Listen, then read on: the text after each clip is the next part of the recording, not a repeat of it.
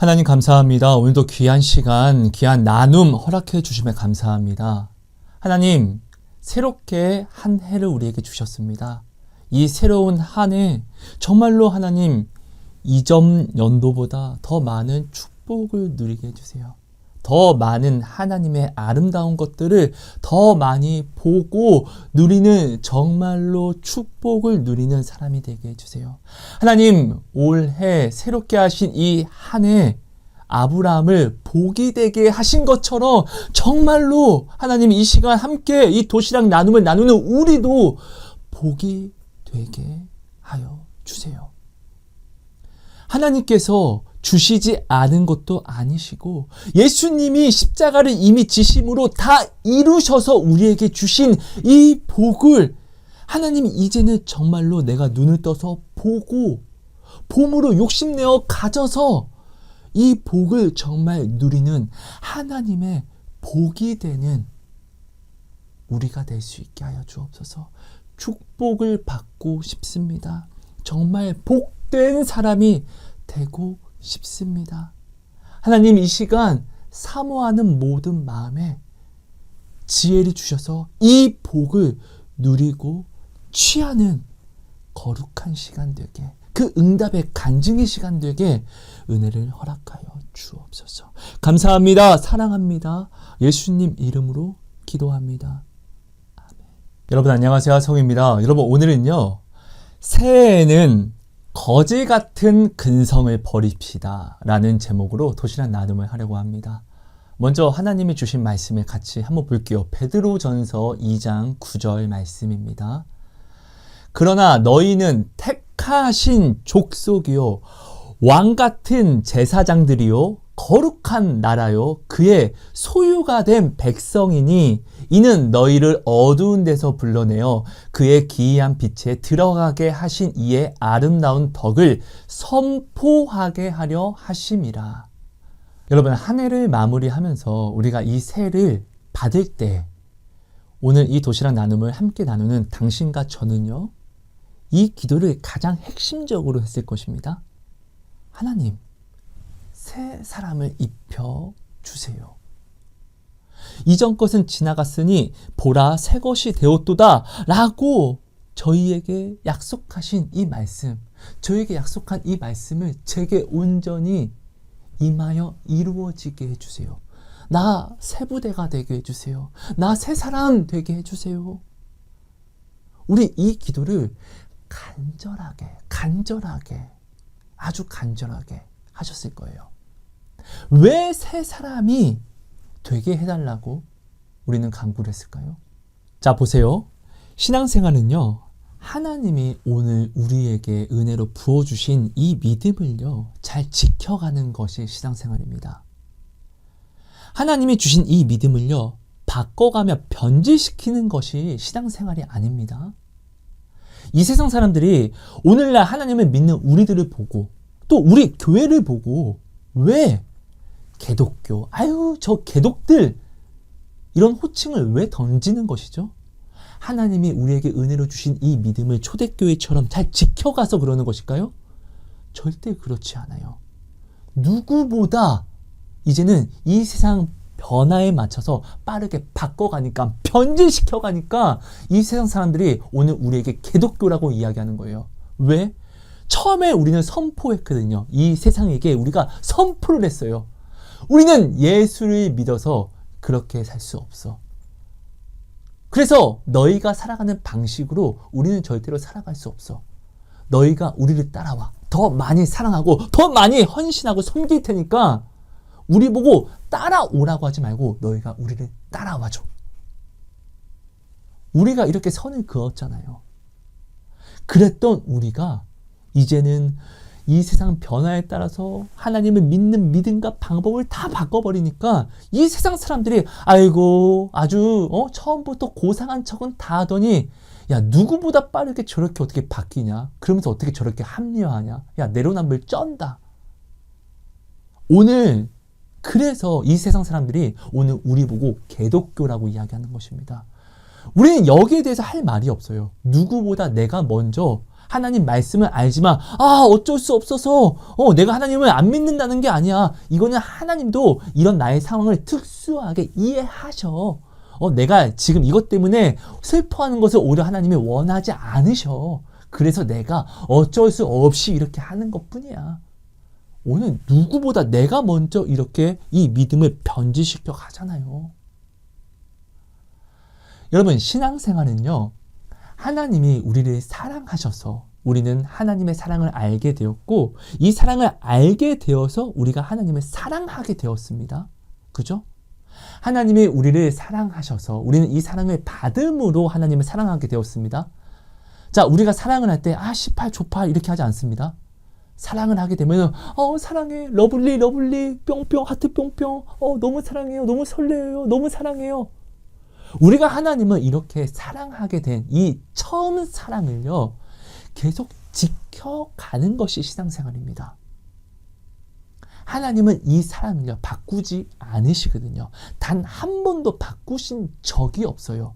오히려 우리는 죄를 밥 먹듯 매일 짓고 약속해도 또 어기고 또 지어도 하나님은 여기에 대한 죄를 우리에게 묻지 않으셨어요. 오히려 예수님을 십자가에 못 박아서 사단도 우리의 죄를 보고 우리를 하여금 하나님께 고발하지 못하게 하셨어요. 대속하신 것이죠. 우리의 죄를요. 하나님은 우리에 대한 사랑을 바꾸신 적이 없어요. 자, 사랑은요, 내가 이만큼 줬으니까 너도 나한테 이만큼 줘야 돼가 아닙니다. 어떠한 물질, 보이는 것으로 내가 이거 줬으니까 너도 이거 내놔, 이런 게 아닙니다. 하지만 사랑은요, 내가 온 마음으로 너를 사랑했으니까 너도 같은 온 마음으로 나를 사랑해줘. 이 온 마음이 서로서로 만나야지 온전히 사랑할 수 있다는 것이에요. 내가 하나님을 처음 사랑할 때 하나님 너무 사랑해요, 너무 감사해요 했던 이 첫사랑을 지켜가는 것이 신앙생활입니다. 이게 우리의 구원이 되는 가장 큰 핵심입니다. 에베소 교회가요, 하나님 앞에 얼마나 정결하고 구별되게 신앙생활을 하며 나아왔었나요? 예수님도 인정하시잖아요. 근데 그 첫사랑을 잃어버리니까 예수님이 너희 심판받을 거라고 경고하십니다. 빨리 너희가 회개하고 첫사랑을 회복하지 않으면 촛대를 옮겨버릴 거라고 이야기합니다. 그죠? 여러분, 첫사랑, 하나님이 우리에게 주신 이 믿음을 지켜가는 것이 신앙생활이에요. 자, 신앙생활은 마치 이런 것과 같습니다. 하나님이 오늘 인생이라는 도화지를 우리에게 주셨어요. 그리고 우리는요, 하나님이 기뻐하시는 그림을 이 인생이란 도화지에 그리는 것이 마치 신앙생활과 같아요. 내가 어떤 그림을 어떻게 그려 완성하냐에 따라서 하나님이 이것을 기쁘게 받아주시면 하나님이 상으로 축복과 천국을, 구원을 나에게 주시는 것이고, 내가 이 도화지에 어떤 그림을 어떻게 완성하냐에 따라서 하나님이 만약에 분노하시면 나는 심판, 나는 지옥에 가는 심판을 받고 사망과 저주를, 내가 그 징벌을 받게 되는 것이라는 것이죠. 여러분, 우리는 이 신앙생활에 대해서 우리는 온전히 알고 우리가 잘 지켜가는 삶을 살아야 됩니다. 자, 보세요.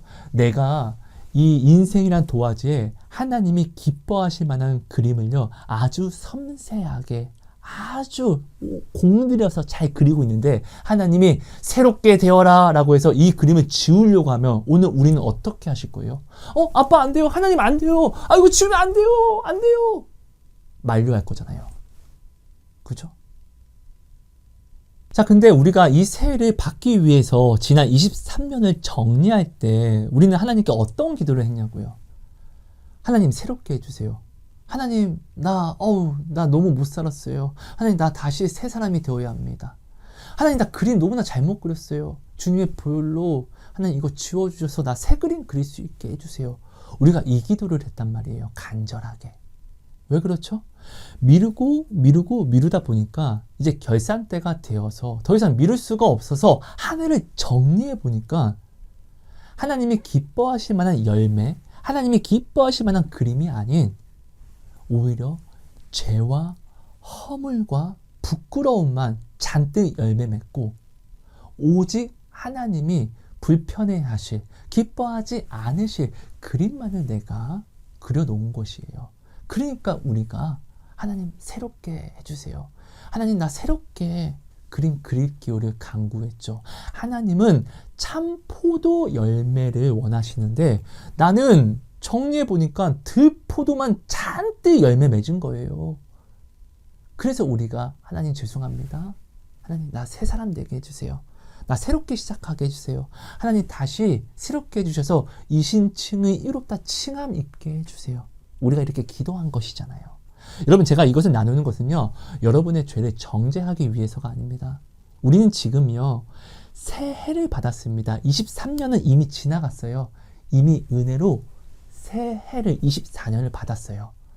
새해를 새롭게 받았으니까 자 새해는 지난 23년보다는 더 나은 열매를 맺자고 23년보다는 더 나은 그림을 그 신앙생활을 우리가 그려가자고 이것을 하나하나 정리하며 깨달아 알기 위해서 이렇게 나누는 것입니다.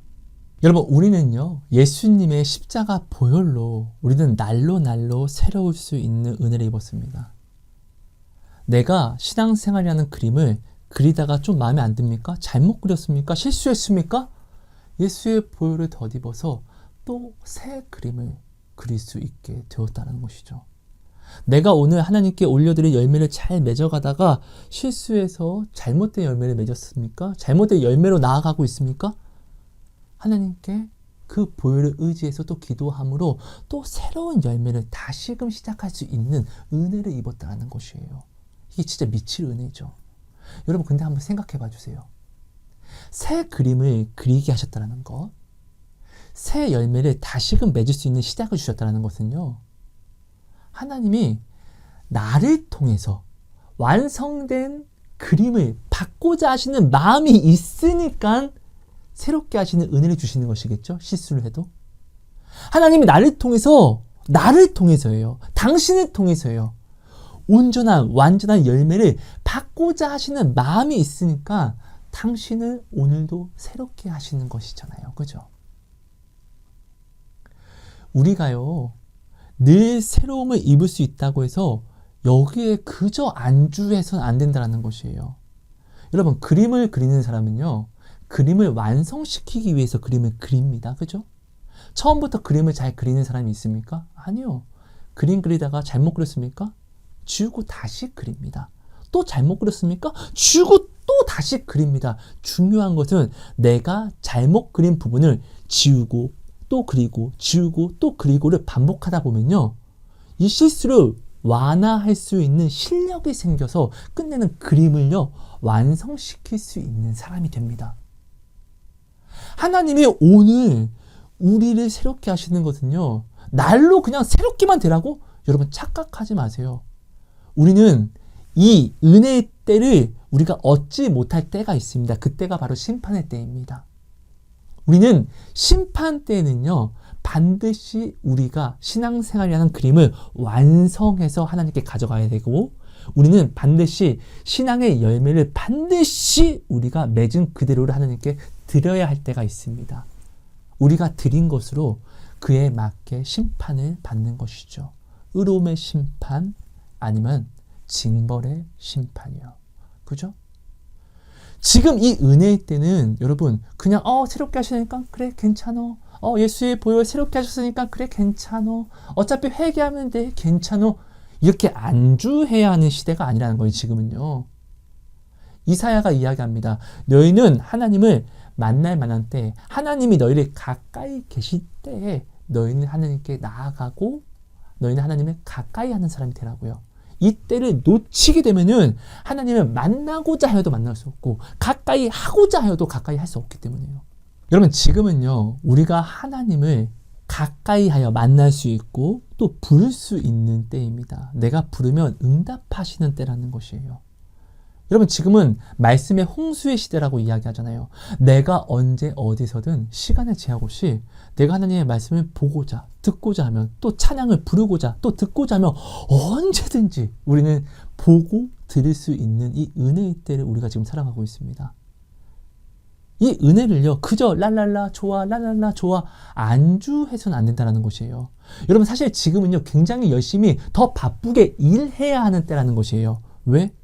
내가 일을 해야지 나로 열매 맺게 하시는 이가 열매를 맺게 하시니까요. 지금은 안주하고 쉴 때가 아니에요. 은혜 주신다고 은혜 주셨어 또 새롭게 되면 되지 랄랄라가 아니라 더욱더 열심히 일해야 하는 때라는 것이에요. 여러분 하나님이 우리에게 은혜를 주셨다는 것은 반드시 우리에게 여기에 대한 이자까지 쳐서 우리에게 달라고 요구하실 때가 있다는 것이에요. 달란트 비율을 제발 두렵고 떨림으로 우리는 알아야 돼요. 이게 마지막 결산의 때잖아요. 하나님이 달란트를 주시고 야 먹고 떨어져가 아니라 야 내가 준 달란트대로 너희는 무엇을 남겨둔지 내게 가져와. 반드시 하나님은 주신 것에 대해서 또한 요구를 하십니다. 이때가 있다고요. 지금은 그때라는 것이 오히려 더욱더 열심히 우리가 준비하고 열심히 일해야 하는 때라는 것이에요. 내가 신앙생활이라는 그림을요 그리다가 실수를 했습니까? 여러분 그럼 실수를 내가 인지하고 이건 내가 잘못했구나. 하나님 잘못했습니다. 이 부분 내가 잘못했습니다. 내가 이 부분에서 또 넘어지지 않게 실수하지 않게 제발 도와주세요. 우리는 이 잘못을 인지하고 회개하고 정말 새 사람이 늘 이렇게 되어야 한다는 것이에요. 그저 새 사람이 된다고 해서 아무런 뉘우침도 없이 하나님 잘못했습니다. 나는 오늘 또 새롭게 해주세요. 나 새 사람이 되어야 합니다. 영혼 없이 새 사람을 이 은혜를 입어서는 안 되고 울림과 찔림으로 가슴을 치는 통회함으로 회개에 합당한 열매로 매일매일 내가 깨달음을 알아서 새 사람을 입어야지만 좀 더 나은 신앙생활의 그림을 그리고 좀 더 나은 열매를 내가 맺을 수 있는 거예요. 농부가요 하다가 실수할 수 있습니다. 그러면 그 해에 열매를 수확하지 못할 수 있습니다. 근데 여기서 내가 무엇을 잘못했는지를 내가 온전히 깨닫죠? 그럼 다음에는 더 많은 열매를 더욱더 풍성하게 맺어갈 수도 있다는 것이에요. 오늘 우리는 이 시작할 수 있는 은혜를 얻었잖아요. 그죠? 지금 이 은혜를 얻었을 때 이 풍성한 수확을 내가 이루어갈 수 있을 이 은혜의 때를요 놀면 안 돼요. 안주하면 안 돼요. 배짱이처럼 그저 띵가띵가 하나님 감사합니다 띵가띵가 이렇게 보내서 안 되고 열심히 개미처럼 일을 해서 쌓고 하늘의 것을 쌓는 삶을 우리는 살아야 한다는 것이에요. 지금 우리에게 은혜가 허락된 것은 이 은혜 쌓을 수 있는 은혜가 허락된 것이지 그저 새롭게 되어라 그냥 놀라라 네 마음대로 놀아라 이게 아닙니다. 슬기로운 처녀와 미련한 처녀는요 이렇게 나뉘어지는 것이잖아요. 준비할 수 있을 때를요 그냥 놀아서 막상 신랑이 왔을 때는 기름을 준비하지 못한 것이고 근데 슬기로운 처녀 5명은요 준비할 수 있을 때 열심히 준비하여서 신랑이 왔을 때요 나아가서 신랑이 주는 신랑과 함께 모든 것을 기쁨으로 누리잖아요. 미련한 처녀 5명은요 신랑이 준 은혜의 때 이 기다림의 때를요 그저 띵까띵까하게 놀아가지고 준비를 하지 못함으로 슬기로운 처녀는요 미련한 처녀가 놀 때는 그들은 열심히 일을 했어요. 그들은 열심히 실수하고 반복하고 새 사람을 잊고 이것을 반복하고 열심히 살았어요. 그러니까 신랑이 왔을 때는 온전히 신랑을 맞이할 수 있었던 것이고요. 지금은요 은혜에 따라고 해서 내가 웃으면서 띵까띵까 은혜롭습니다 이렇게 이것을 누릴 때가 아니라 더욱더 가슴을 치며 애통하며 실패하며 또 다시금 새롭게 시작하고 또 실패하고 또 일어나고 넘어지고 일어나고를 지금 해야 돼요. 왜? 지금은 하나님이 가까이 계시니까 언제든지 넘어졌니? 너 일어나면 돼. 괜찮아. 내가 너와 함께 할 거니까. 지금은 이 은혜의 때예요. 이런 도움을 받을 수 있을 때 넘어져야죠. 이런 도움을 내가 얻을 수 있을 때 실패해야죠. 새롭게 하시니까. 그죠? 여러분 지금은요 굉장히 바쁘게 우리가 일해야 되고 바쁘게 신앙생활을 지금 더욱더 열심히 그려가야 될 때예요. 지금 열심히 그려가다가 실패했습니까? 아빠 나 이 부분 실패했어요. 잘못했습니다. 나 이 부분 수정해 주세요. 도움을 얻을 수 있을 때 이렇게 도움을 얻어서 완성해 나아가야죠. 이 은혜를 빼앗길 때가 옵니다. 심판할 때요. 그때는요, 내가 밀어난 5 처녀처럼 그때 돼서야 하나님 나 그림 다시 그릴게요. 내가 다시 준비할게요. 열매. 이때는 늦는다라는 것을 반드시 알아야 됩니다. 그러니까 지금을 우리는 온전히 알차게 열심히 써야 됩니다. 지금 하나님이 가까이 계실 때 실패할 거 빨리 실패하고 보완해 나가고, 하나님이 지금 우리를 만나 주실 때 우리는 넘어지고 엎어지고 부러져 보고 해서 하나님이 우리를 치료하시고, 또 하나님 안에서 더욱더 강건하게, 더욱더 굳세게, 더욱더 아름답게 자라나는 열매가 되어야 한다는 것입니다. 지금이요. 우리는 지금 이때를 이렇게 써야 된다는 것이에요. 그러니까 여러분, 23년을 우리가 한 해를 마무리하면서 나의 죄와 허물을 본 것을요, 잊지 마세요. 분석해야 돼요. 왜? 이 습관이, 내가 이 열매를 맺게 한 습관이 24년에도 똑같이 오게 되면 나는 똑같이 24년에도 23년과 똑같은 죄악과 허물의 열매를 맺을 것이니까요. 그러니까 성경은요, 새 사람을 입대 전제 조건이 있어요. 썩어져 가는 구습을 버리고, 너로 하여금 잘못된 신앙생활의 그림을 그리게 한 습관을 버리고, 너로 하여금 잘못된 열매를 맺게 한 썩어져 가게 하는 그 구습, 습관을 버리고 와서 새 사람을 입어라. 그죠? 그림을 그리는 사람이 잘못 그리는 부분에서, 실수하는 부분에서 이 잘못과 실수하는 부분을 인지하고 있어야지 이 부분을 노력해서 이 부분을 보완해서 그림을 완성시킬 수 있는 것처럼, 오늘 우리도요, 새롭게 시작하게 하셨다고 그저 그냥 새롭게 아싸라비아 이게 아니라, 내가 신앙생활을 잘못 이루어가는 부분, 23년에서 내가 신앙생활을 잘못 이루어간 부분을 내가 온전히 깨달아 알아서 24년에는 맞아, 내가 이때 이런 상황 속에서 내가 타협했더니 23년에 내가 하나님 앞에 아름다운 열매를, 아름다운 그림을 그려가지 못했잖아. 그러니까 24년은 이렇게 해서는 안 돼. 우리가 더욱더 나아지는 삶을, 더욱더 하나님께 한 걸음 가까이 나아갈 수 있는, 주님을 더욱더 닮아갈 수 있는 우리가 그림과 열매가 되어갈 수 있다는 것을 반드시 우리는 알아야 한다는 것입니다. 자, 오늘 본문 말씀을 보면요, 하나님이 엄청난 고백을 당신에게 직접적으로 헷갈리지 않게, 직진남의 고백이라고 하잖아요. 그런 고백처럼 지금 당신에게 말씀하시는 고백입니다. 자, 하나님이 말씀하십니다. 내 딸아, 내 아들아, 너는 내가 직접 택한 내 자녀야. 너는 나의 거룩한 나라야. 너는 나의 왕 같은 제사장이야. 여러분, 지금 이 고백이 성경이라서 그렇지 사실은 굉장히 심쿵한 고백인 거 아세요? 옛날에 그 드라마인가요? 영화인가요? 어떤 장군이 나라를 위해서 굉장히 열심히 싸우는데, 그 싸우는 이유가 사랑하는 한 여인 때문에 이렇게 싸운다라고 이야기해요. 나의 조국은, 나의 나라는 바로 이 여인이라고. 나는 이 여인을 지키기 위해서 싸운다고. 이 여인을 잃어버리는 것은 나는 조국을, 내 나라를 잃어버리는 것 같다고. 이때 사람들 막 난리 났거든요. 막 멋있다 막 이렇게. 지금 하나님이 이야기하는 거예요. 나의 조국은, 나의 거룩한 나라는 내 딸아, 너야. 너가 없으면 난 나라가 없는 것 같아. 그러니까 내가 나의 목숨을 다해서 너를 살린 것이야.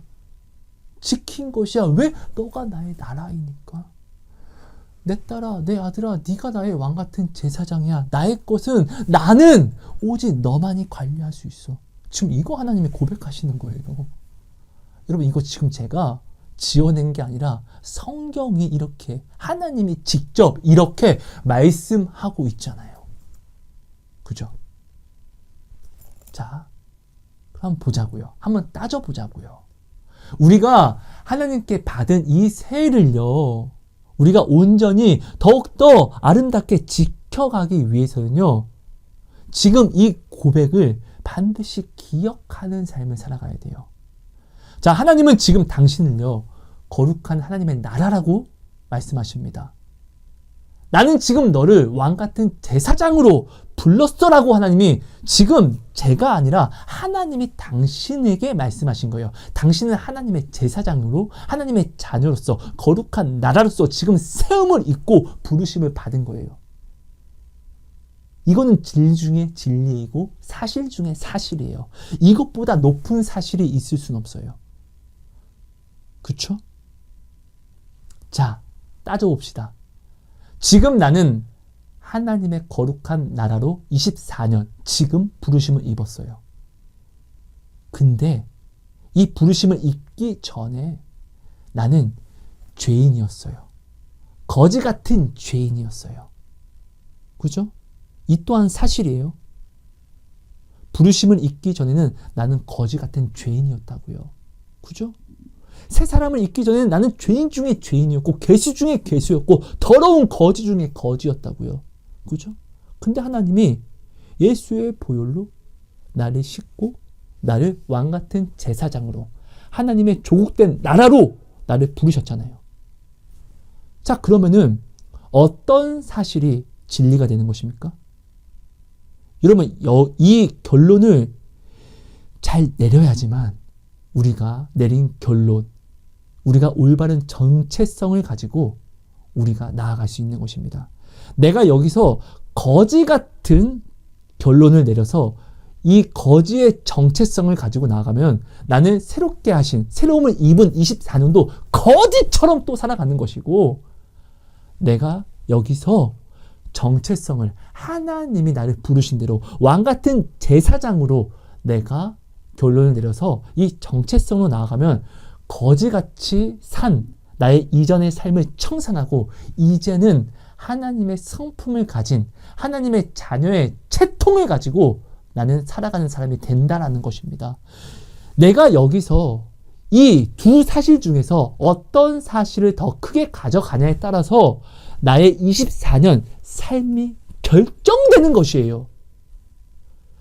내가 거지였던, 죄인이었던 이때의 사실을 내가 더 크게 가져가면은 나는 또 거지 같은 그 삶을, 거지 근성을 가지고 아유 내가 없어서, 아이고 나는 이것도 없어서, 나는 무엇이든 하면 안 되더라고, 이 경험으로 나는 24년을 바라보고 살아갈 것이고, 하나님이 나를 부르신, 새롭게 하신 왕같은 제사장으로 그 거룩한 나라로 하나님이 부르신 이 정체성을 가지고 이 사실을 더 크게 가져 내가 24년을 나아가면요, 나는 나아갈 때 말씀을 더욱더, 말씀은 약속이니까 이 약속을 더욱더 붙잡고 약속을 소망함으로 나에게 어떤 어려움이 온다 할지라도 거지 같던 그 근성을 내가 버리고, 아니야 하나님이 하신다고 하셨으니까, 덜덜덜 두려움이 아니라 아니야 하나님이 하실 거야, 다니엘처럼 요셉처럼 그렇게 나아가게 된다는 것입니다.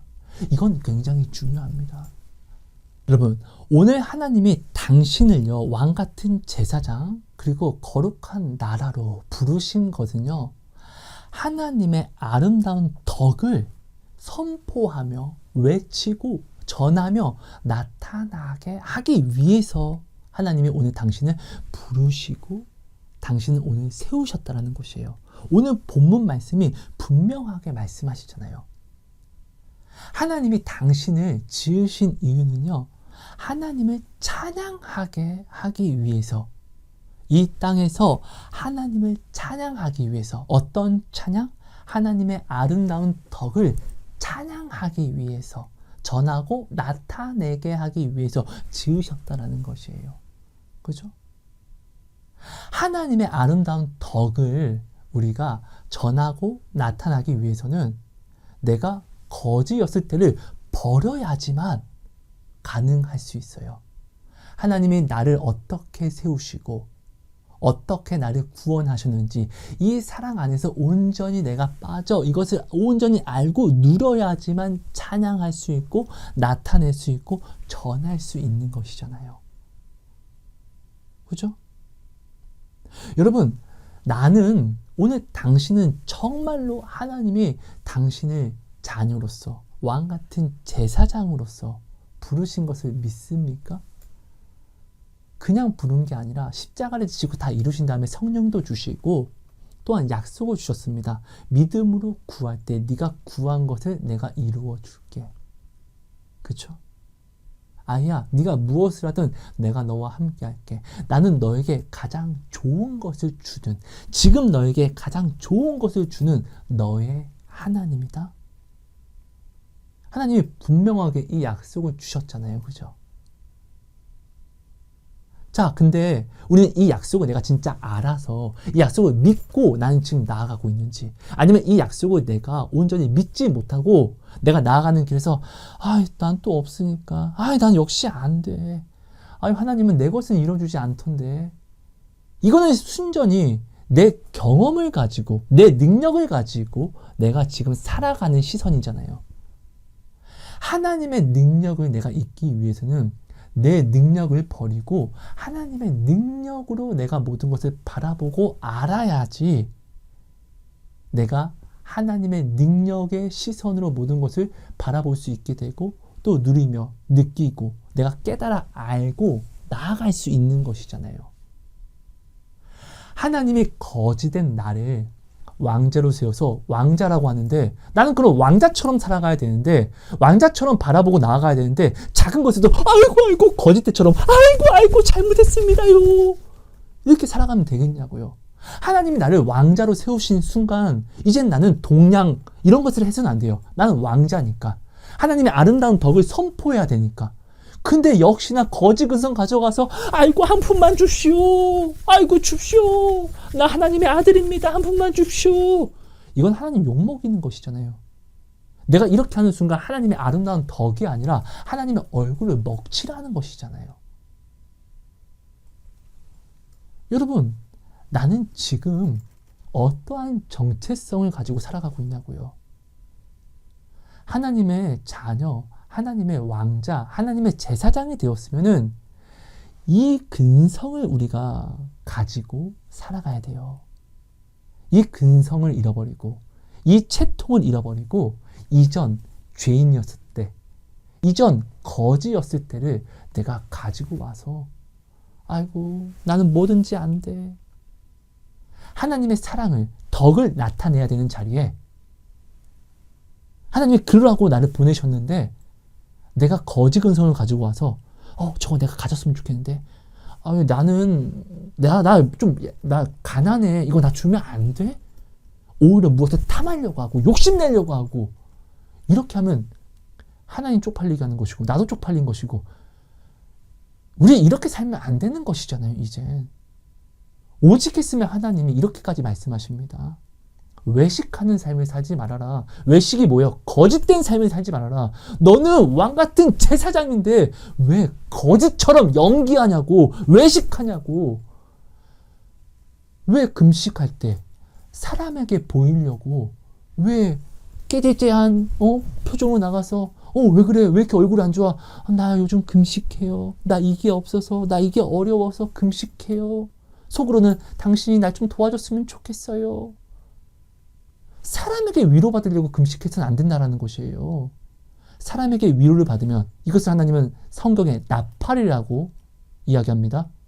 사람에게 나팔 불지 말라라고 이야기합니다. 사람에게 나팔을 불어서 그 사람에게 위로를 받으면 너는 하나님께 받을 위로가 없다라고 이야기합니다. 그렇죠?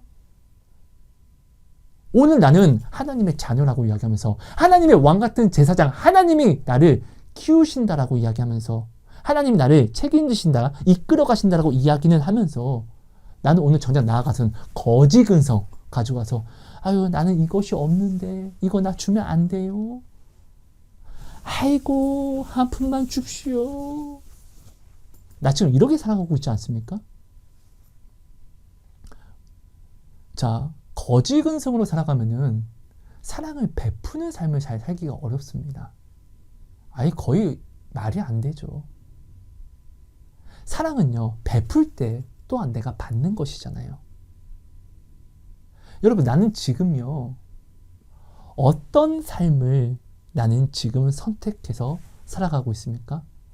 하나님이 부르신 왕같은 제사장의 삶을 나는 지금 선택해서 오늘 나아가고 있습니까? 아니면 하나님의 왕같은 제사장으로 불렸다라고 말은 하면서 거지 근성을 가지고 나아가 은 30냥에 예수를 팔아버린 가룟 유다처럼 지금 하나님이 나를 부르신 이 타이틀로 장사하려고 그 거지 근성을 가지고 나는 하나님 파는 자로 발람처럼 나는 지금 하나님께 혹 나아오고 있지는 않습니까? 여러분, 우리가 이전 23년의 삶이 나의 마무리가 부끄러운 게 있었고 또한 죄악이 너무나 많아서 실망을 하였다라고 하면은 여러분 괜찮습니다. 하나님이 새로운 삶을, 새로운 새해를 주셨으니까. 하지만 반드시 이 새해 24년은요 23년보단 더 나은 해를 살아야 한다는 것이에요. 왜? 하나님은 늘 은혜를 부어주신 하나님인데 하나님의 은혜를 주시지 않는 것도 아니야. 성령을 안 주신 것도 아니야. 근데 내가 23년과 똑같은 삶을 산다든지 혹 23년보다 더 못한 삶을 살아간다라고 하는 것은 내 안에 신앙이 없는 것이에요. 그냥 하나님을 아예 인정하지 않는다라는 것이에요. 하나님이 말씀하신 모든 말씀을 내가 하나도 믿고 있지 않다라는 것이에요. 나는 그냥 지금 내 뜻대로 거지인 그대로를 내가 지금 살아가고 있다는 것이에요. 저는 부족하지만 제가 기도하며 섬기는 한 분이 있습니다. 이분은요 하나님 앞에 굉장히 미련한 분입니다. 한편으로는 좋은 쪽으로 미련하고 한편으로는 굉장히 안 좋게 미련합니다. 좋은 쪽으로 미련한 것은요 믿지 않는 분들 그리고 적당히 신앙생활하는 분들이 염려하고 걱정할 정도로 하나님 앞에 열심히 있어요. 야 예수 적당히 믿어. 다 좋은데 그래 알겠는데 적당히는 믿어야지. 이런 열심이 있고 이 열심을 꺾지 않으려고 부단히 노력합니다. 자, 또 반대편으로 안 좋은 쪽으로 미련한 것은요. 이분은 하나님 앞에 열심히 있기 때문에 신실하신 하나님을 정말 굉장히 많이 만나거든요. 정말로요. 내 아이야 이거 기적이야. 누가 봐도 야 이건 기적이야 라고 이야기할 정도로 그런 놀라운 일들을 너무나 많이 만나는데도 불구하고 자기 마음에 지극히 작은 문제라고 할지라도 문제가 뭐죠? 내 마음에 내가 인정하기 싫은 내 뜻과 다른 것을 우리는 늘 문제라고 이야기하잖아요. 그런 문제만 있으면은 내게 일하신 놀라운 하나님, 내게 늘 신실했던 하나님을 다 까먹어버리고 하나님을 온전히 믿지 않았던 그때의 거지 근성을 가지고 와서 염려하고 생각하고 바라보며 고민합니다. 이분이 하나님을 향한 열심이 처음부터 막 뛰어났던 건 아니에요. 저를 처음 만났을 때는 진짜 개차반 같은 믿음이었습니다. 이런 사람들이 있잖아요.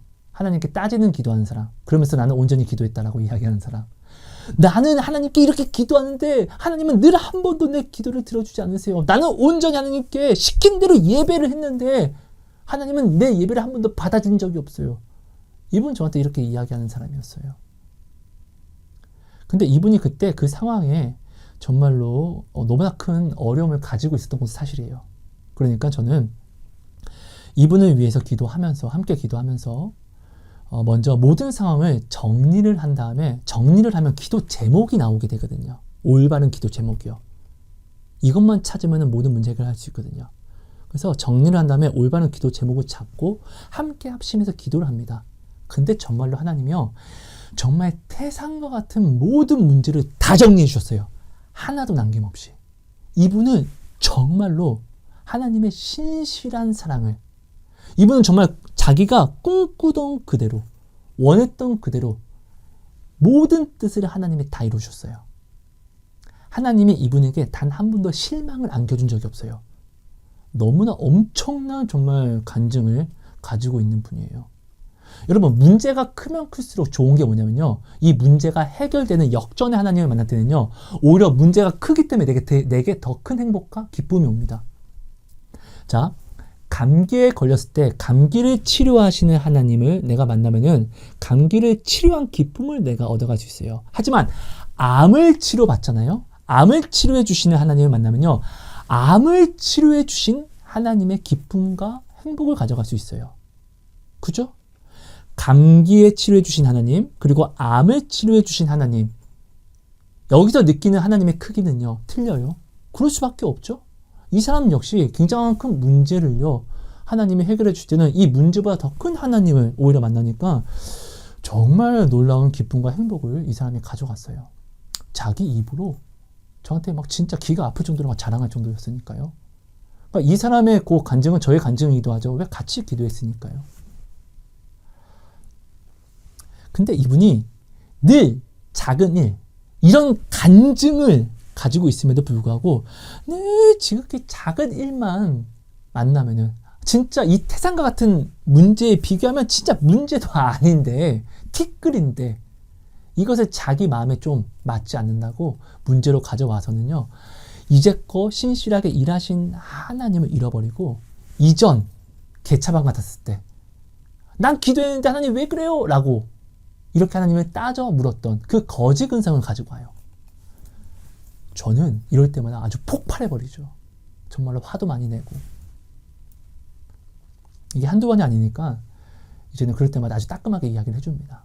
어느 날 제가 섬기던 이분이 굉장히 급한 마음으로 저에게 전화를 주셨어요. 문제가 있으니까 급한 마음으로 주셨겠죠. 저는 따끔하게 먼저 이야기해서 마음을 차분하게 만들고 또 천천히 이야기를 하라고 합니다. 마음이 차분해져야지 문제 속에서 기도 제목을 찾을 수 있고, 기도 제목을 잘 정리해서 온전히 잘 찾아야지 또 우리가 간증을 만날 수 있는 것이에요. 그래서 항상 모든 문제가 있을 때는 오히려 차분해지는 것이 가장 중요합니다. 기도 제목만 잘 찾으면은 반드시 이 기도 제목으로 역전의 하나님을 만나거든요. 그러면 이 문제가 감사한 것이 되거든요. 제가 섬기는 이분은요, 아이들을 가르치는 일을 합니다. 근데 이야기를 들어보니까 같은 교회, 같은 부서를 함께 섬기는 동역하는 한 분이 있는데, 그분이 지금 제가 섬기는 분이 하는 아이들을 가르치는 일, 이 사업에 대해서 어느 날 관심을 가지면서 꼬치꼬치 하나하나 묻더래요. 근데 어느 날 예고도 없이 한 블럭 옆도 아니고 진짜 바로 코앞에 내가 섬기는 분이 여기서 아이들 가르치는 사업을 하면은 바로 코앞에 이렇게 나란히 네, 예고도 없이 같은 직종으로 이분이 개업을 한 거예요. 그러니까 제가 섬기는 분은 너무나 분해서 배신감에 난리가 났죠. 근데 이건 제가 생각해도 너무 열받더라고요. 저는 제가 돈이 없기 때문에 제가 섬기는 분들이 돈 때문에 고민하고 염려하는 것이 굉장히 싫어요. 얼마나 힘든 것인 줄 알기 때문에. 사실 저도 화나가 나더라고요. 근데 저는 이분에게 이야기합니다. 자, 이 일이 이미 이루어졌어. 일어났어. 하나님은 너를 알고 너를 사랑하시고 너를 지키시는 분이야. 너는 이런 체험이 있어. 그치? 그럼요, 있죠. 그럼 이 일도 하나님으로부터 난 거야. 그렇지 않고서는 이렇게 연치 없이 바로 코앞에다가 어떻게 이렇게 개업을 할 수가 있겠냐. 하나님의 뜻이 있을 거야. 아니면 이렇게 열받게 할 수 없어. 그러니까 너는 마음을 죽여.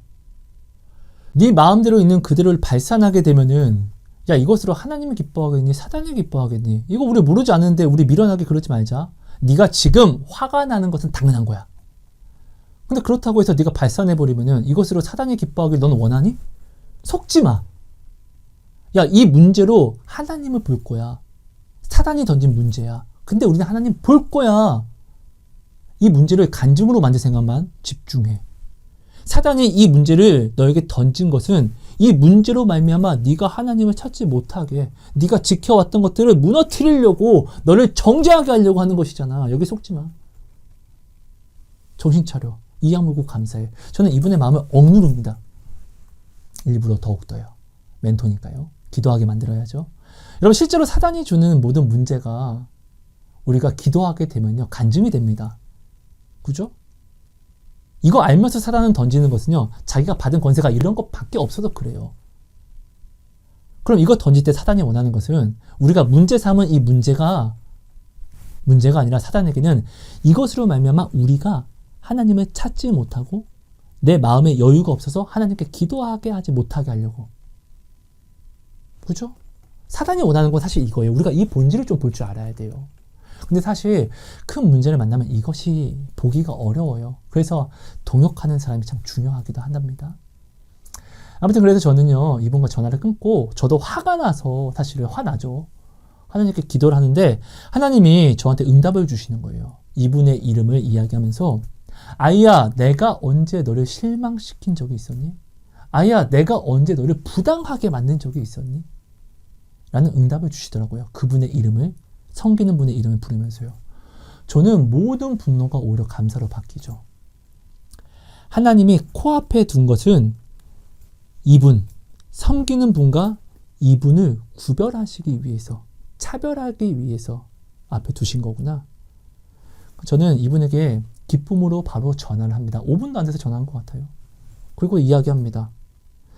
내가 잘 모르겠다. 근데 너 앞에 경쟁업체 저기는 세상의 방식과 경험으로 아무래도 저걸 개업한 것 같은데 사실 너는 네가 참 미련하다 할지라도 하나님을 바라고 하나님을 찾을 수밖에 없는 것은 늘 하나님이 공급해 주시는 것으로 네가 살아가는 사람이기 때문에 그렇다. 너는 하나님이 생계이기 때문에 너는 하나님을 찾을 수밖에 없지 않냐. 자, 하나님이 여기에 대해서 너에게 분명히 이번 일을 가지고 하나님이 하나님에 대한 사랑과 하나님이 지키시는 사람에 대해서 세상을 의지한 사람과 하나님을 의지한 사람에 대해서 하나님이 너에게 분명하게 알게 하시는 그런 체험, 간증들이 있을 것이다. 오히려 감사해라. 그러면서 하나님이 너에게 이런 음성을 주셨어. 아이야, 내가 언제 너를 부당하게 했니? 아이야, 내가 언제 너를 실망하게 한 적이 있었니? 이것을 나누고 나니까 오히려 굉장히 기뻐하죠. 오히려 지금 이 일에 대해서 오히려 기대하게 되죠. 다시 하나님을 소망하게 되죠. 하나님께 미안한 마음을 가지게 되죠. 근데 사실 뭐 이 상황이 보통 힘든 게 아니에요. 네, 당장은 네, 바로 다음 날부터 제가 섬기는 분이 가르쳤던 아이가 그만두고 저 앞집 바로 코앞이니까 절로 네, 옮기기도 하고. 근데 하나님은 또 다른 사람을 또 채워줘서 내가 섬기는 사람이 손해가 없게 하시고. 근데 아무래도 사람이다 보니까 부족하고 미련한 사람이다 보니까 늘 거지 근성을 때에 따라 가지고 오는 사람이다 보니까 이런 상황들이 아주 미치죠. 또한 하나님은 알고 있으니까. 또 알면은 오히려 이런 상황 속에서 마음을 지켜야 되는데 지키지 못하고 알면서도 막 분노하고 열받아하고 미워하고 근데 또 하나님 알아서 아유 하나님 죄송합니다 회개했다가 또 상황 보니까 열받아서 또 저 사람께 또 미워하다가 또 상황 보고 하나님께 회개하고 이걸 반복하면요 사람 미쳐요. 미쳐 진짜로. 내가 이것밖에 안 됐나. 그러면서도 또 아유 하나님 저 사람 너무 미워요. 기도도 안 되고 또 그러면서 또 하나님 또 잘못했습니다. 진짜 사람이 녹초가 됩니다. 진이 빠집니다. 네. 근데 이렇게 좀 시간이 지났어요. 이분이 자꾸 하나님을 온전히 믿는다라고 하면서 신앙생활을 온전히 제대로 한다고 하면서 저한테 그렇게 이야기하죠. 근데 저는 알죠. 괜찮은 척만 하는 거.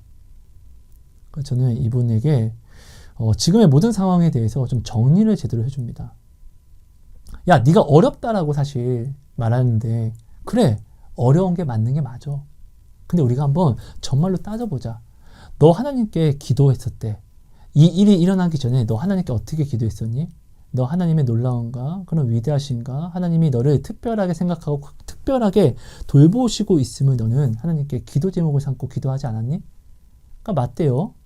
자, 저는 이제 물어요. 하나하나 네가 지금 바라보는 이 세상 시선 그래 이거는 나도 그렇게 바라볼 수밖에 없어. 근데 반대로 하나님의 시선도 반드시 가져와서 우리가 한번 따져보자는 거다. 왜냐면은 진짜로 하나님의 시선이 더 크면은 우리는 작은 우리의 시선 때문에 더 큰 하나님의 시선을 누리지 못하고 받지 못하는 거니까. 이러면은 사단만 원하는 것이고 사단만 좋은 것이니까.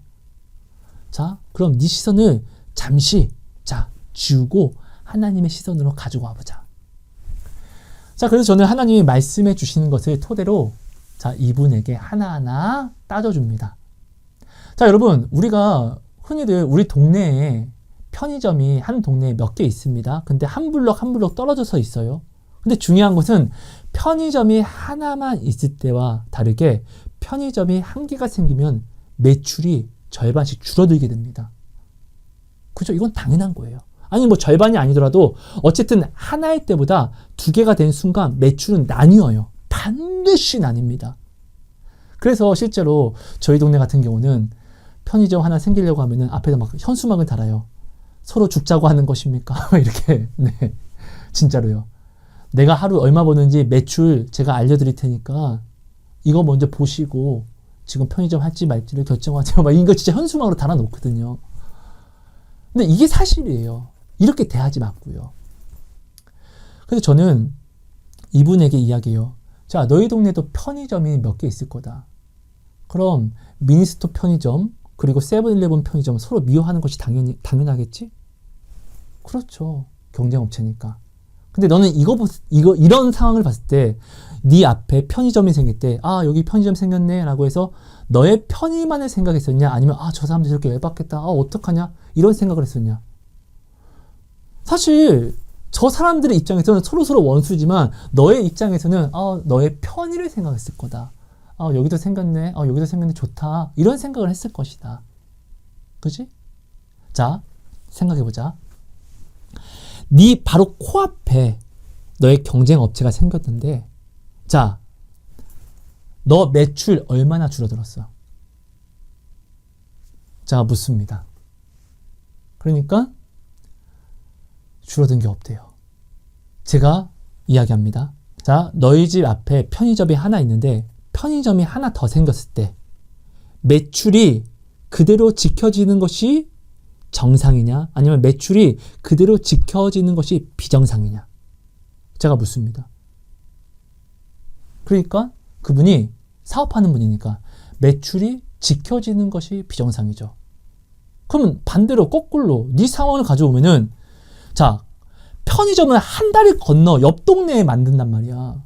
근데 지금 너는 바로 코앞에 너의 경쟁 업체가 생겼는데 너의 이 매출이 자, 지켜지고 있는 것이 기적이냐?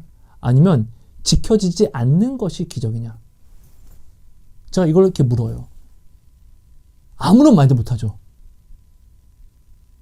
자기가 늘 생각해도 아니 편의점으로 생각해도 경쟁업체가 좀 떨어져도 생겨도 매출이 갈려요. 정말로 갈려요. 근데 지금 자기가 불평하는 경쟁업체는 진짜 코앞에 이러기도 힘들어요. 이것도 기적이에요. 코앞에 생겼는데 자기 매출이 하나도 줄어들지 않았어요. 자기가 생각해도 이건 불평이 아니라 오히려 이건 말도 안 되는 상황인데 그렇다는 것은 나의 모든 삶과 지금 나의 모든 생활은 사람의 방식이 아니라 하나님이 다이렉트로 책임져 주시고 있다는 거네 라는 것을 자기가 자기 입으로 인정하게 될 수밖에 없죠. 바로 이분은 저한테 이야기해요. 하성씨, 하나님이 나 지켜주고 있었어요. 진짜로 내가 내 시선을 지우니까 이게 기적이죠. 내가 기도한 대로 이것이 진짜로 하나님이 기도 응답을 주신 것이죠.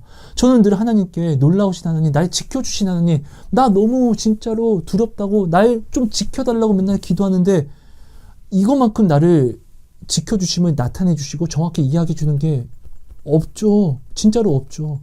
아니 바로 코앞에 생겼는데 어떻게 매출이 내가 줄어드는 게 아니라 어떻게 늘 똑같이 지켜줄 수가 있죠?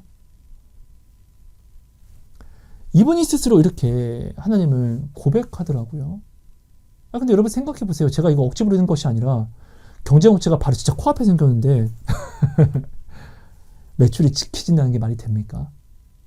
나눠지지 않아요. 이분에게는 이것이 더 큰 특별한 간증이었냐면요. 이분이 넉넉한 그런 삶을 사는 건 아니에요. 혼자 아이를 2명 키웁니다. 그러다 보니까 늘 염려도 많이 하는 것도 사실이고, 네, 걱정도 하는 것도 사실인데, 늘 돈이 없어질 때를 걱정하면서 살다 보니까 늘 하나님이 주신 일을 온전히 누리지도 못하고 내가 이 일 하다가 좀 더 일을 벌려서 저 일도 해야 되나? 이 일도 해야 되나? 많은 생각을 해요. 저를 처음 만났을 때도 이런 생각이 굉장히 많았어요. 저는 그때 이렇게 이야기를 했어요. 하나님이 말씀하셨어요. 하나님이 먹이실 거예요. 하나님이 이스라엘 백성에게 만나를 줄 때 매일매일 적당량을 매일매일 그대로 더하지도 않고 덜하지도 않고 똑같이 채워주신 것처럼 당신의 매출, 돈, 이거 하나님이 똑같이 채워주실 거예요. 그러니까 걱정하지 마세요. 정말로 이 얘기를 우리가 안 한 게 아니라 했어요. 근데 정말로 경쟁업체가 바로 눈앞에 있는데도 불구하고 매출이 똑같은 거예요. 근데 거기가 지금 망해가냐? 아니, 거기도 사람들 다니고 애들 배우고 있어요. 근데 자신의 매출은 조금도 줄어들지 않은 것이에요. 근데 여러분, 진짜 이것이 기적 아닙니까? 이것이 아이야, 내가 너와 함께 있어. 너의 못은 내가 주는 거야. 남이 뺏어갈 수 없어. 내가 너에게 허락한 못은 내가 뺏어가는 것이지 남이 뺏어갈 수 없어. 내가 이것을 허락하지 않아. 진짜 하나님이 이걸 아예 세기를 박은 것이잖아요. 그러니까 저는 이분에게 시선을 바꿔라. 오히려 이것이 간증이지 않냐. 네가 기도한 대로 이것이 진짜, 아니 너는 늘 뭐 소상공인들 보면은 장사도 안 되는데 뭐 비슷한 업종 생겨도 막 진짜 막 일을 막 물고 막 서로 욕하고 난리가 나는데, 근데 우리 이거 다 이해하지 않냐. 서로 먹고 살자고 하는 것인데, 남 일에서는 아 그럴 수밖에 없지, 너는 이렇게 생각하면서 너의 일에 대해서도 그래, 너도 그럼 앞에 경쟁업체가 생겼으면 너의 매출이 줄어들어야 되는데, 오히려 이것이 지켜지는 것은 하나님이 만나는 이스라엘 백성에게 적당량을 한 사람 한 사람마다 그대로 매일매일 더 많이도 아니고 덜 주는 것도 아니고 적당량을 준 것처럼 하나님이 지금 만나를 주시는 것처럼 너를 이렇게 채워주시는 거 아니냐. 그러니까 이 시선을 제가 기도하고 보고, 이 시선을 또한 하나님께 기도하고 받은 대로 제가 풀어주니까 이분에게는 오히려 간증이 되죠. 여러분 생각해 보세요. 이스라엘 백성이요, 가장 큰 문제가 뭐였냐면 그들은 매일매일 놀라운 하나님을 체험하잖아요. 물이 없어. 근데 매일매일 이 물을 공급받아. 먹을 게 없어. 근데 매일매일 먹을 걸 공급받아. 근데 늘 많이도 아니야. 딱 부족함이 없을 딱 적당한 만큼만 주시니까 늘 때가 되면 하나님을 찾지 않을 수가 없어요. 이스라엘 백성은. 여러분, 하나님을 찾을 수 있다는 거는 축복이잖아요. 그죠? 왜? 너희가 찾을 때 내가 응답해 줄게, 이 약속을 받았으니까. 하나님을 찾을 때마다 응답을 받을 수 있다는 것이잖아요. 그럼 하나님을 찾을 수 있는 일을 만난 것이 축복이잖아요. 근데 이스라엘 백성은요, 항상 이 미칠 간증과 기적을 누리면서도 지금 누리는 것에 감사하지 못하니까 지금 누리는 것에 감사와 기쁨을 그들이 가져가고 시선을 두는 것이 아니다 보니까 늘 이 앞에 아직 있지도 않은 늘 그 앞에 시선을 두니까 먹으면서도 감사한 것이 아니라 하나님이 지금 없는 것을 만들어줘서, 여러분 만나는요 이 세상 것이 아니라 하늘의 것이라고 말합니다. 그죠? 하늘의 것을 주셨음에도 불구하고 놀라워해야 되는데 놀라워하지 않고 오히려 그들은 염려를 합니다. 아 내일은 뭐 먹지? 야 내일도 내가 만나 줄 건데? 내일 돼서 또 먹으면서 아 내일은 또 뭐 먹지? 이런 염려 속에 살아가니까 하나님이 미칠 기적을 보임에도 불구하고 여기에 감사가 아니라 이스라엘 백성은 언제나 불평과 원망을 합니다. 이스라엘 백성이 만나를 먹으면서도 하나님이 우리를 굶겨 죽이려고 우리를 애굽에서 불러내셨다 이런 이야기 하잖아요. 그렇죠?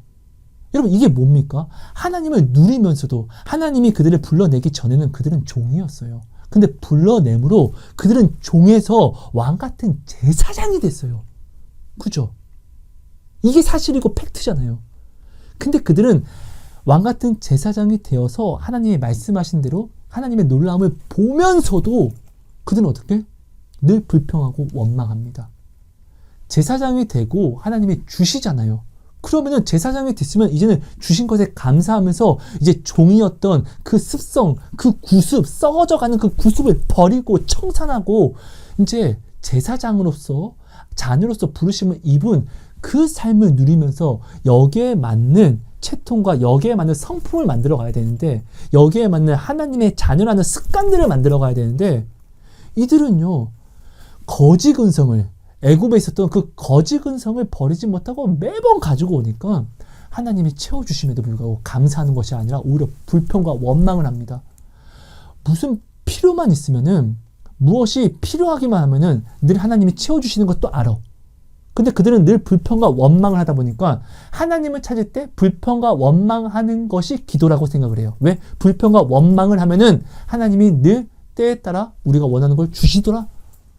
그들은 이 경험이 있어요. 그래서 그들은 하나님이 채워주시고 늘 하나님이 늘 인도하시고 함께 가시는 이 동행의 미칠 간증을 그들은 만나면서도 불구하고 그들은 늘 거짓 근성을 가지고 오니까 늘 은혜를 받으면서도 제자리, 늘 은혜를 받으면서도 성장함이 아니라 은혜를 받으면서도 햇빛과 때에 맞는 비를 만나면서도 그들은 거룩한 열매로서 그리스도인으로서 조각이 되지 않고 오히려 더욱더 악독하게 사단의 얼굴을, 사단의 뿔을, 사단의 왕관을 그들은 키워가고 그 모습을 닮아가는 사람이 되었다는 것이에요. 여러분, 말씀을 정리할게요. 제가 오늘 여기서 나누고자 하는 것은 이것입니다. 새해를 받았잖아요. 축복으로 주신 거예요. 새 사람이 되었다고요.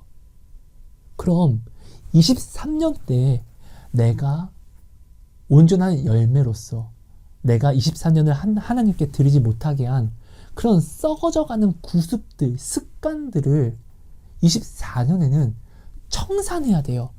새롭게 하셨으니까 아유 감사하다. 그래 감사하게 살자. 이렇게 끝나서는 안 돼요. 지난 해와는 전혀 다른 삶을 살아야죠. 그래야지 좀 더 나아지죠. 좀 더 나아지고 나아지는 삶을 살아야지 우리가 부르실 때는 우리의 이 삶이 완전한 열매된 삶으로 예수의 형상으로 조각이 되어 있는 완성이 된 삶으로 우리가 하나님께 나아가 하나님께 드릴 수 있는 것이잖아요. 이것이 우리의 구원이 되는 것이고요.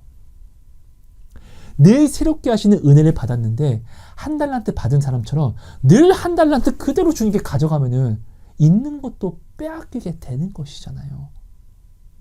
그렇죠, 여러분? 여러분, 거짓 근성 가져오지 마세요. 새 사람을 입혔잖아요. 왕 같은 제사장인 거예요. 이건 엄청난 고백이에요. 이 고백하시고 제사장으로 부르셨어요. 당신은 지금 제사장이에요. 왕 같은 사람이에요. 그럼 왕 같은 사람이 되기 위한 습관을 만드세요. 옛날에 거짓 근성, 거짓 습관을 가지고 와서 어떠한 상황이 오면 또 놀라서 덜덜덜 믿음 없어서 떨리고 어떻게 원망 불평하고 이스라엘처럼 이렇게 살지 말라고요. 옛날 그 거짓 근성들을 이제 버리고 이제는 하나님의 자녀로서 좀 대범하고 좀 담대하게 나아가세요. 다윗도 두려운 상황이 있었습니다. 하지만 백성들 앞에서는 언제나 두려운 척하지 않고 담대한 척을 했어요. 이 경건의 모양. 왜요? 하나님의 자녀이니까. 백성들 앞에서는 경건한 모양으로 경건한 척을 했고 하나님께 나가서 주여 어떡합니까? 주여 어떡합니까? 도와주세요. 히스기야도 그렇게 했고 하나님의 모든 사람들이 이렇게 살아갔잖아요. 하나님의 자녀들은요. 사람들 앞에서는요. 하나님의 덕을 자랑해야 돼요. 그런 마음이 없어도 이 경건의 모양을 나타내야 돼요. 이 경건의 모양을 나타낼 때 하나님의 경건의 능력을 나타내시는 것이잖아요. 경건의 모양도 없이 경건의 능력이 어떻게 나타날 수 있습니까? 모양이 능력이 되게 하시는 것이 하나님이 오늘 우리에게 네가 이것을 하면 난 이것을 이렇게 해줄게. 이게 하나님이 오늘 우리에게 주신 성경 말씀이고 약속이잖아요. 예, 여러분 말씀이 너무 길어서 정리하겠습니다. 여러분, 새 하루, 새 오늘을 받았습니다. 그럼 썩어져가는 구습을 같이 가져와서 또 어제와 같은 하루를 살지 맙시다. 새로운 하루는요, 새로운 하나님의 습관을 들여서 나아옵시다. 자, 예수님이요, 이 땅에 오셔서요, 초림하셨을 때 습관을 가지고 기도하셨어요. 습관. 습관은 어떻게 보면 경건의 모양입니다. 그죠? 습관으로 하는 것이니까요. 근데 이 습관을 우리에게 보여주시고 알려주신 것은요. 여러분 왜 그러냐면요.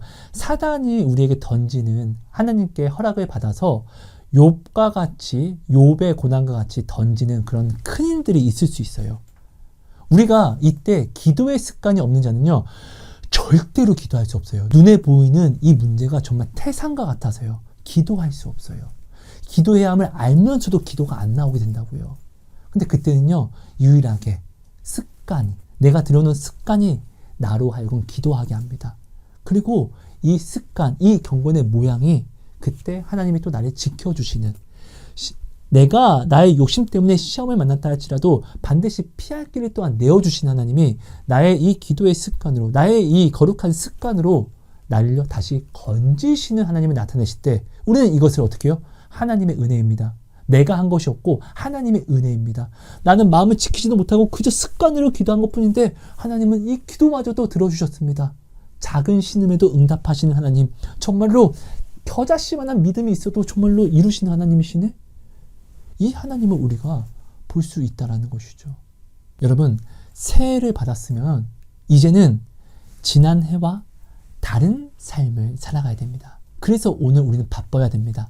지난 해와 다르게. 지난 해는 내가 이렇게 했더니 내가 하나님 앞에 온전한 아름다운 열매를 만들지 못했으니까 나는 그럼 해보지 않은 것을 이번 해는 이렇게 내가 살아봐야 되겠다. 하나님이 가까이 계실 때 우리는 마음껏 할 수 있다는 것이에요. 왜? 가까이 계시니까. 내가 혹시 넘어져 코가 깨진다 할지라도 하나님이 가까이 계시니까 일으켜 주시고 치료해 주실 거니까. 나를 지켜주시는 분이 있을 때, 나를 책임져 주시는 분이 있을 때, 나의 십자가를 같이 함께 들어주시는 분이 있을 때 할 거를 하십시오. 이때 해야죠. 왜? 이때 하면은 내가 혹시나 넘어지더라도 도와주니까. 도와주지 않을 때, 내게 아무런 응답이 없을 때, 나 혼자 있을 때 십자가를 져보려고 해보세요. 미치도록 힘들어요. 여러분, 부모님을 잃어버린 사람들, 부모님이 먼저 돌아가신 사람들은 알 거예요. 부모님과 함께 신앙생활 했을 때는 나의 모든 문제 속에서도 내가 부모님을 나도 모르게 짜증내면서라도 의지했었을 때가 있어요. 그죠? 근데 부모님이 이 땅에 이제 없어졌을 때는 어떤 문제를 만나면은 그 문제가 내게 더욱더 크게 느껴지고 더욱더 나를 외롭게 만들고 더욱더 나를 감정 복받치게 만들어 버리잖아요. 이런 것과 같아요. 하나님이 지금 나를 도와주시는 보혜사로 있을 때, 하나님이 지금 나를 가까이 하실 때, 나를 만나 주실 때, 여러분 우리는요, 내가 안 해본 모든 것들을 기도하며 시험해 볼 수 있다는 것이에요. 지금은 새롭게 했으니까 띵까띵까 노는 것이 아니라 2달란트, 5달란트를 받은 사람들처럼 지금은 더 열심히 일해야 돼요. 1달란트 받은 사람은 놀았잖아요. 그냥 숨기고 가만히 있다가 결산 때 주신 거 다시 가져왔어요. 이래서 망하잖아요. 받은 달란트와 같은 이 새 은혜를요, 썩히지 마세요. 절대로. 썩힌다는 건 뭐예요? 그냥 지난 날과 똑같이 살아간다는 것이잖아요. 그 구습 그대로 가져와서 똑같이 산다는 것이잖아요. 새 사람이 되게 하셨는데 이전에 살았던 그 방식을 가져오면 난 또 그냥 옛사람인 것이잖아요. 그렇죠? 여러분, 새 사람이 되게 하셨다는 것은 너가 새롭게 되게끔 내가 지켜갈 거야도 허락하신 거예요. 그러면은 예전 살아왔던 방식들 다 지워버리고 예전에 살았던 방식을 내가 지워버렸으니까 그럼 나는 어떻게 살아야 돼? 우리 걱정될 수 있잖아요. 말씀 보세요. 두려워 말라. 내가 너와 함께함이라. 놀라지 말라. 내가 내 하나님이 됨이라. 내가 너를 굳세게 하리라. 참으로 너를 도와주리라. 참으로 나의 의로운 오른손으로 너를 지키리라. 붙잡아 주리라. 하나님 말씀하시잖아요.